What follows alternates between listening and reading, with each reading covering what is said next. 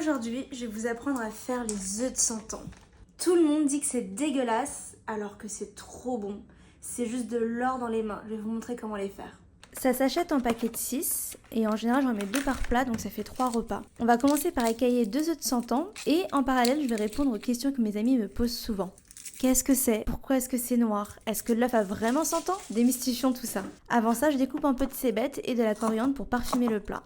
Alors, les œufs de 100 ans, ce sont des œufs de canne qui ont été macérés dans un mélange de boue riche en cendres, d'argile et de chaux vive pendant quelques semaines. Et ce mélange crée une réaction chimique. Alors là, on va découper les œufs de 100 ans. Le résultat est que le blanc de l'œuf devient brun foncé et translucide. Ça n'a pas vraiment de goût, c'est un peu comme de la gelée. Et le jaune d'œuf, lui, devient vert foncé avec une texture crémeuse. Et ça a une forte odeur de soufre et d'ammoniac. Et c'est souvent ça que les personnes n'apprécient pas. Et c'est vrai que c'est un petit peu particulier. Mais moi, je vous assure que bien préparé, c'est vraiment une tuerie. Et en plus, les œufs de 100 ans sont riches en protéines et faciles à digérer, donc il n'y a pas de raison de ne pas en manger. On va découper et déposer sur un plat du tofu de flan, ou encore appelé sous le nom de tofu soyeux. C'est très important de prendre ce type de tofu pour que ce soit léger et que ça fonde en bouche et que ça donne un côté ultra frais au plat. Maintenant, on va passer au dressage de l'assiette avec ce que l'on a découpé. Vous voyez, toute cette verdure, ça donne super envie. Et pour ceux qui le souhaitent, ils peuvent ajouter un peu de piment. Enfin, on passe à la partie la plus importante selon moi, celle des sauces. On commence par ajouter du vinaigre de riz noir. Soyez bien généreux, c'est ça qui va donner un côté acidulé au plat. Puis, on ajoute comme toujours de la sauce soja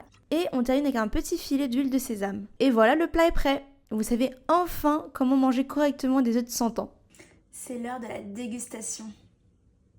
Donc avec le tofu soyeux et un peu de riz.